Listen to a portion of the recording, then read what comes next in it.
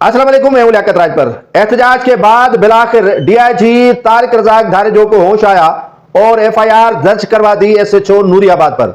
अवामी एहतजाज का दबाव नहीं था, अवाम ने एहतजाज किया, बिरोई इत्तेहाद ने एहतजाज किया, लेकिन जामशोरों के एसएसपी और डीआईजी हैदराबाद ने इस एहतजाज की परवाह न की। जब यह मामला वजीर बलूचिस्तान अली हसन ज़ैरी के यहां पहुंचा तो उसने डीआईजी तारिक रज़ाक धारेजो से रब्ता किया।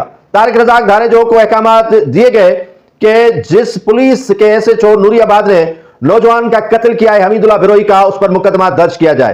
पुलिस को होश आया और डीआईजी ने भी फुर्तियां दिखाना शुरू कर दी। बिलाखिर काफी एहतजाज के बाद और सियासी दबाव डीआईजी पर बढ़ने के बाद यह फैसला किया कि अब एसएचओ सुलेमान लाशारी पर मुकदमा दर्ज किया जाएगा। एसएचओ सुलेमान लाशारी पर नौजवान हमीद बिरोई के कत्ल का मुकदमा दर्ज हुआ। अब देखना यह है कि इसी एसएचओ को बचाया जाता है या उसको गिरफ्तार किया जाता है। बिरोई इत्तेहाद ने तो मुतालबा कर दिया है कि एसएचओ सुलेमान लाशारी की नौकरी से उनको बरतरफ किया जाए।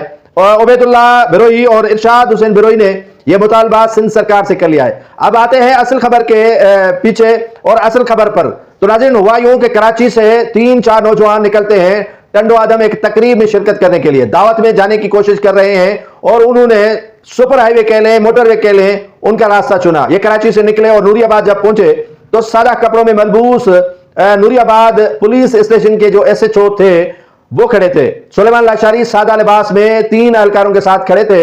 इसी गाड़ी को उसने रोकने की कोशिश की। नौजवान समझ बैठे हैं कि पुलिस नहीं है, शायद सादा कपड़ों में मलबूस ये डाकू हो सकते हैं जो उनसे सामान छीनने की कोशिश करेंगे या उनको अगवा करेंगे। नौजवानों ने सोचा कि आगे चलकर थानू बुला खान में रुकेंगे, अगर इन्होंने हमारा ताकुब किया तो वहां पर आवाम होगी, उन्हें बचा लेगी। लेकिन इस गाड़ी ने पीछा इनकार नहीं छोड़ा और यह सुलेमान जो लाशारी थे एसएचओ नूरियाबाद, उसने सोचा कि बड़ा जो है वो डाकुओं का टोला मेरे हाथ लगने वाला है या ये नशावर चीजें फरोख्त करने वाला गिरोह है, उनको मैं पकड़ लूंगा, इनाम भी मिलेगा, पैसे भी मिलेंगे। और पैसों की खातिर उसने एक नौजवान की जान ले ली। इसी दौरान तेज रफ्तार कारों का मुकाबला हो रहा था।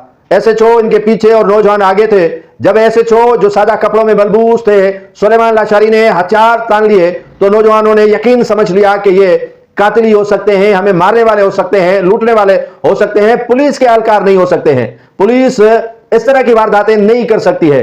लेकिन उन्हें क्या पता था कि इसी वर्दी के बगैर और सादा कपड़ों में मलबूस ये काली भेड़ियां हैं जो पुलिस का रूप उन्होंने धारा हुआ है।